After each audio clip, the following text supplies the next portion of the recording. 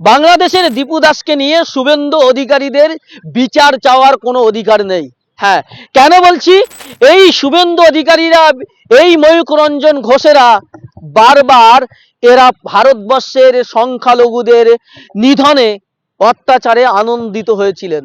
পশ্চিমবঙ্গে প্যাটিস বিক্রেতাকে মারধরের ঘটনায় যারা অভিযুক্ত, যারা অপরাধী হিসাবে চিহ্নিত হয়েছিল, শুভেন্দু অধিকারী তাদের ফুলের মালা দিয়ে তাদের পাশে থাকার কথা বলেছিলেন। তাদেরকে নিয়ে সাংবাদিক সম্মেলন করে তিনি তাদের পাশে থাকার কথা দিয়েছিলেন। আর ময়ূখ রঞ্জনরা তাদের মুক্তিতে উল্লাস করেছিল। যারা আমাদের দেশের সংখ্যালঘুদের নিপীড়নে উল্লাসিত হয়, তাদের অন্য দেশের সংখ্যালঘুদের নির্যাতনে বিচার চাওয়ার অধিকার নেই। আমরা চাই দীপু দাসের হত্যাকারী যারা, তাদের শাস্তি হোক, তাদের ফাঁসি হোক, তাদের মৃত্যুদণ্ড দেওয়া হোক। আর বাংলাদেশের সরকার আমরা দেখলাম এই ঘটনায় বেশ কয়েকজনকে গ্রেপ্তার করেছে। কিন্তু আমরা কি দেখেছিলাম? যখন পশ্চিমবঙ্গের মাটিতে প্যাটিস বিক্রেতাকে মারধরের ঘটনায় অভিযুক্ত যারা, তাদেরকে শুভেন্দু অধিকারীরা সাপোর্ট করেছে, ফুলের মালা দিয়েছে। আমরা কি দেখেছিলাম? গুজরাট হত্যাকাণ্ড থেকে শুরু করে যারা বিলকিস বানুর রেপিস্ট, তাদেরকে ফুলের মালা দিয়ে মিষ্টি খাইয়েছিল কারা? এই বিজেপির নামক শাসক দলেরা। আমরা দেখেছিলাম আফরাজুলকে হত্যা করে পুড়িয়ে মারা হলো, আকলাককে যখন মারা হলো তখন তাদেরকে রাজকীয় সংবর্ধনা দিয়েছিল এই বিজেপি আরএসএস এর লোকরা। ফলে যারা এদেশে সংখ্যালঘুদের উপর অত্যাচারে উল্লাসিত হয়, যারা অত্যাচার করে, তাদের সমর্থন করে, তাদের বাংলাদেশের দীপু দাসের বিচার চাওয়ার অধিকার নেই। তারা কখনোই তাদের বিচার চাইতে পারে না। কিসের অধিকারে?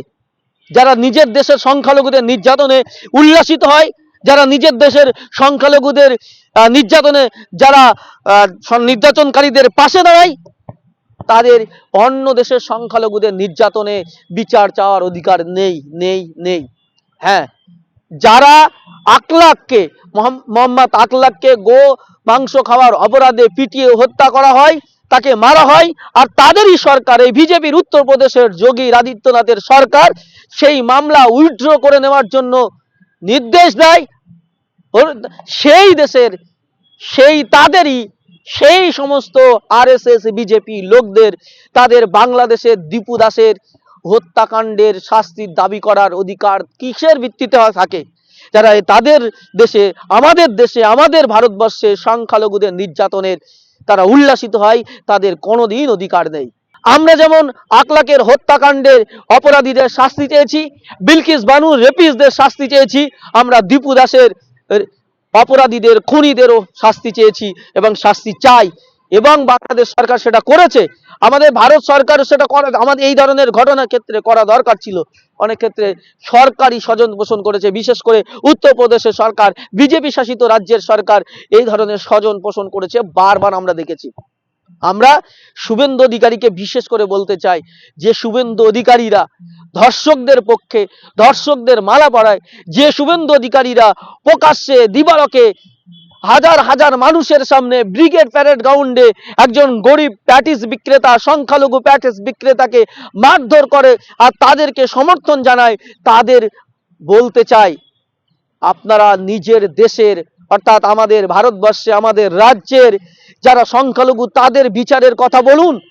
আগে নিজের রাজ্য, নিজের দেশটাকে বিচার পাইয়ে দিন, তারপর অন্য দেশের কথা বলবেন।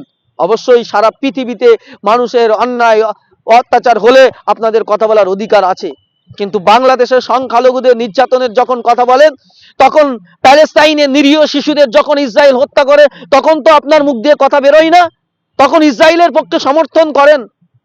ফলে এই দীপু দাসদের হত্যাকারীদের শাস্তির দাবি করার অধিকার আপনাদের নেই। আপনারা এই অধিকার পাওয়ার যোগ্য নন, এই আন্দোলন করার যোগ্য নয়। যদি আন্দোলন করতে হয়, সব ক্ষেত্রে আপনাদের আন্দোলন করতে হবে। যদি আন্দোলন করতে হয় তামান্না খাতুনের খুনিদের শাস্তির দাবিতে, আপনাদের আন্দোলন করতে হবে। যদি আপনাদের আন্দোলন করতে হয়, তাহলে এখনো কেন হাওড়া জেলার আনিস খানের, আলিয়া বিশ্ববিদ্যালয়ের ছাত্র আনিস খানের খুনিদের এখনো চিহ্নিত করে শাস্তি দেওয়া হলো না কেন, এটা নিয়ে আওয়াজ তুলতে হবে। আপনি সেটা নিয়ে আওয়াজ তুলবেন না। আপনি ওপার বাংলার সংখ্যালঘুদের জন্য দরদ দেখাবেন আর দেশের সংখ্যালঘুদের জন্য দরদ দেখাবেন না। আসলে এসব কোনো দরদ নেই। মানুষের কাছে পরিষ্কার, আপনারা হিন্দু হিন্দু করে যে রাজনীতি করতে চাইছেন, সেই রাজনীতি আপনাদের কিন্তু মানায় না। দেশের সংখ্যালঘুদের নির্যাতনে নীরব, আর অন্য দেশের সংখ্যালঘু শুধুমাত্র হিন্দু হওয়ার কারণে তাদের পক্ষে দাঁড়াবেন, এটা মানবিকতা বলে না, এটা রাজনীতি বলে না, এটা আসলে শয়তান রূপী কিছু মানুষের কার্যকর্ম বলে অনেকেই মনে করেন। আপাতত এখানে শেষ করছি, দেখা হচ্ছে পরবর্তী এপিসোডে। ততক্ষণ ভালো থাকবেন, সুস্থ থাকবেন, ধন্যবাদ।